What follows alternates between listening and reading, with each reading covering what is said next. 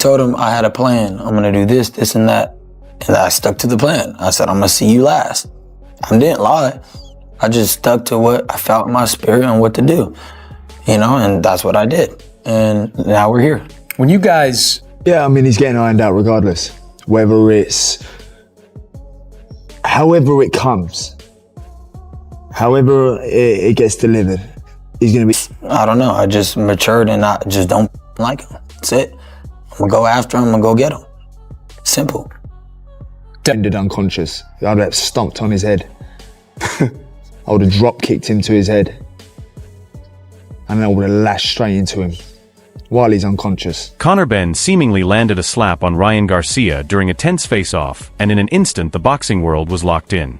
It was not a punch, and it was not a shove, yet that single action has become the biggest talking point in boxing today. What many people are missing, however, is that this moment did not happen without warning. The tension had been growing for quite some time, slowly, quietly, and in a way that was becoming more serious with each passing day. What do you think I'm gonna do now? I'm gonna come in there and take it straight to you. That's what I'm gonna do. You know, you have the fire now. I ain't have the fire. I do it. This is what I do. No, yeah, you do that. I just want to make it clear, bro, I don't have anything against your religion. Like, I'm not trying to, you know, disrespect you in that way. You've said in some interviews in the build-up that you think he's fake. That you say he says one thing to your face and does something different behind your back. What I meant by that is, hey, like, I know we get friendly, but like, I know what's underneath that. Like, we're ready to go get his ass, like, when they get that opportunity. So that's all I meant by that, you know? Before anyone even spoke a word, all eyes were on Conor Benn. The look on his face, the intensity in his eyes, and the way he carried himself made it clear this was far more than a normal press event. He looked like someone struggling to keep his emotions under control. That is why so many people are now wondering what really took place in that room. What was actually said, and more importantly, who set everything off. Ryan Garcia later shared his side of the story, and he did not soften his words at all. According to him, something inside told him that Ben needed a reality check. He openly admitted that he had wanted to slap him for a long time. Those words reveal much more than simple fight promotion. They point to frustration and emotions that had been building up beneath the surface for quite a while. It's like a guilty pleasure to be like, yes. Cause like, you never want somebody to get slapped or punched, but some people really deserve it, because usually I would feel bad. And when I've seen the second one, and I was like, ooh, I kind of feel bad. But something within told me like, nah, he needed that. And Conor Benn heard every word. His reply was calm, controlled, and chilling. He said he would never throw a punch at someone. A small push or shove was one thing, but putting your hands on somebody was completely different. He then added that if he had seen Garcia at that moment, things could have ended much worse. Ben even said that if security had not been there, he would have had his hands around his neck. Never raise my fist to someone. A little push and a shove's all right. A little tussle, no problem. Putting your hands on somebody is very different. And I've never done that in my career. But if I'd seen him now, it would have been a lot worse than that. If the security weren't there and there weren't 5 men holding me back, I would have had my hands around his neck. But if Conor Benn believed the situation was over, Ryan Garcia still had one final message. It may have been the harshest comment of this entire feud. Looking directly into the camera, he said that he could outbox Ben if he wanted to, but simply chose not to. That was more than confidence. It was complete disrespect. It was Garcia saying that Ben was not even worth his best effort.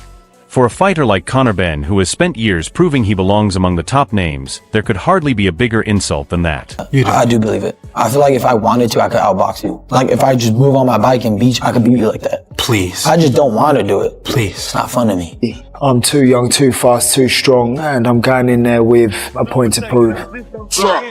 Oh. If I look at myself, me at my prime, I'm here.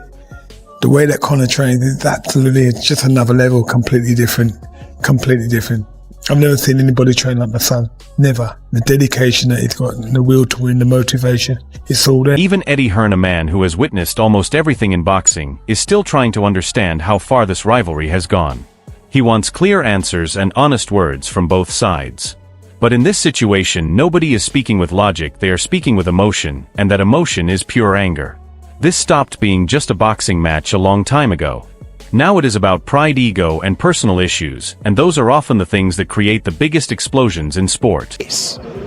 but you can push me on like if I say something that you don't think makes sense, I think it would be good for you to go, yeah, but hang on a minute. Then Ryan Garcia made a statement that instantly changed the mood in the room. He said he was going to leave Ben on a stretcher and that this was no longer just a boxing match but a fight where he wanted to ruin his opponent's future. He even referenced the dangers that have existed in the sport. Fighters often make bold claims before a fight, and everyone knows that. But there is a difference between promoting a fight and speaking with real emotion. The way Garcia delivered those words without any pause or exaggeration did not sound like a show. It sounded like a serious warning. Oh. If I look at myself, me at my prime, I'm here. The way that Conor trains is absolutely just another level, completely different. I've never seen anybody train like my son. Never. The dedication that he's got, the will to win. Conor Benn listened to every word and had no intention of letting it slide. He responded by saying that Ryan Garcia only starts talking tough after another fighter has already gone through 10 hard rounds in the ring. Ben made it clear that he views that kind of timing as cowardly behavior from someone who chooses his moments very carefully. Gonna cheat. We're gonna hit him though, till he falls on the ground. You're gonna be like, finish him. Fatality. He wanted me to start going light. Like, stop trying to hurt everybody in sparring. Nah. Eddie Hearn spoke openly about the slap, and even as the man responsible for promoting the fight, he was not completely comfortable with what happened. He admitted that incidents like this attract plenty of attention, but it was clear from his reaction that he saw it as crossing a line. For Hearn, there is a big difference between exchanging words and turning a press conference into a physical confrontation. Ryan Garcia, who you've been, chirping with for a while now, called you out, says he wants you next. Of course, fighting in July. Of course he calls me out now. Of course he calls me out now. Where you been the past 2 years? Right. Where you been? And that's cowardly behaviour. Of course he wants it. Oh, what, you want the smoke now? You want to be vocal now? Coward. Simon Jordan looked at the situation from a broader boxing perspective and reminded everyone that the sport has witnessed many controversial moments over the years. From fighters spitting at opponents to team members getting involved in confrontations and chaotic press conference incidents that sparked major debate. His message was straightforward. If boxing was willing to criticize those moments, then it should be equally willing to criticize this one as well. I think that Ryan Garcia is a better boxer, but if they get to a fight, which it might happen, I will pick Conor Benn. Because Conor Benn is not skilled. He's not that skilled, but he's a raw fighter. He's just a raw fighter. He wants to get there. He wants to fight. So if they get to that, if they get to the fight, You think he'd be better? Conor Benn obviously was made about the weight drain. You think he'd be better at 47 or going up to 54 to try and make that fight? 54. I think at 54. I think because at 47 he might be. Regis Prograis, who recently spent 10 rounds in the ring with Conor Benn and knows firsthand what he is capable of, offered his honest opinion. He feels that Ryan Garcia has the stronger technical skills, but when it comes to choosing a winner, he gives the edge to Benn. Prograis explained that Benn fights with a level of intensity and determination that can make him extremely dangerous, no matter what the skill comparison on paper may suggest. My wife was there and he just pressed up on me, grabbed me. Wow. Yeah, so it's a little personal. So we'll be ready to go get him. Trust me, guys. Well, somehow. Eddie Hearn, speaking frankly, rather than promoting the fight, made his opinion clear. He does not think Conor Benn currently has what it takes to defeat the very best welterweights and believes Ryan Garcia is simply more skilled and more complete at this stage of their careers. Coming from the man who supports Benn, this was more than a strong opinion. It was the kind of honest assessment that can either damage a fighter's confidence or push him to prove everyone wrong. I just feel like Ryan's just too sharp, and I think there's a difference in levels between a Ryan Garcia and a Regis Prograis right now, you know what I mean? And I think...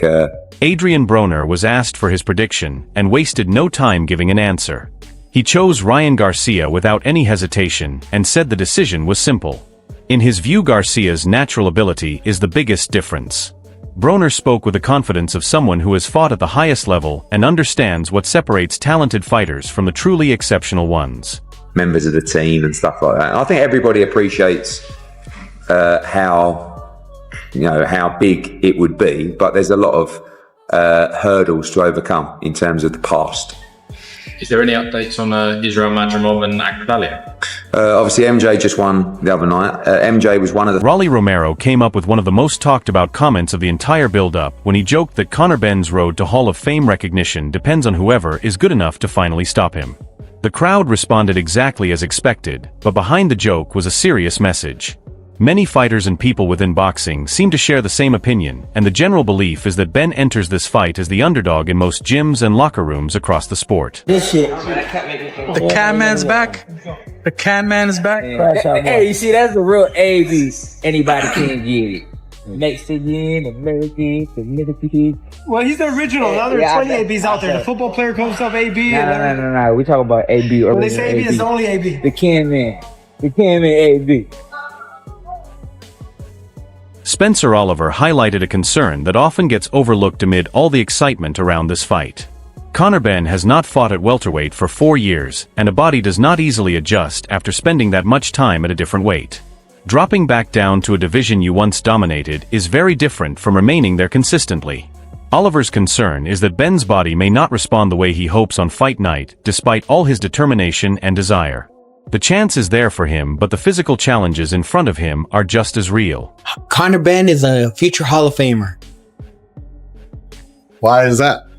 Because whoever knocks him out cold is going to be in the Hall of Fame, and is going to put his face on the Hall of Fame.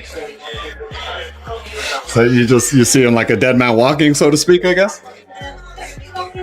Yeah, no, he has a little bit of energy. You know, he's still got a little bit. You know, he's limping, but you know.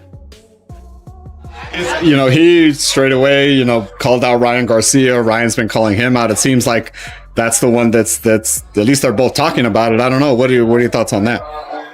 Okay, how about this, right? I made perfectly, like Conor Benn was over there begging for the fight with me, right? Also, which we had the whole deal set up, by the way. We had the whole deal set up, but he's over there in New York trying to cause all that commotion, all this stuff, right? He did it for clout. Same thing with this, bro. He might be doing this with Ryan for clout too.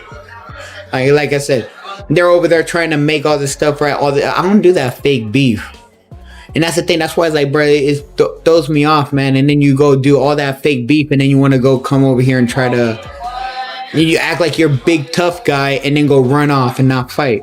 And he might be doing that with Ryan because Ryan knock him out cold. You see Ryan knocking Conor Benn out, huh? Anyone, Devin Haney might knock him out cold, and that's me. That's saying a stretch. That's a Devin Haney compliment from Rolly. It's kind of crazy, bro, dude. No.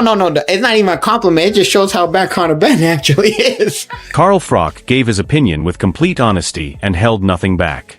He does not believe Conor Benn is ready for a fight of this level and feels his past achievements do not support a matchup against someone like Ryan Garcia. In Froch's view, Benn simply does not have a clear route to victory. Still, these are the kinds of comments Benn will remember when he steps into the ring. Boxing has often shown that fighters with the biggest doubts hanging over them can sometimes deliver the most unforgettable performances.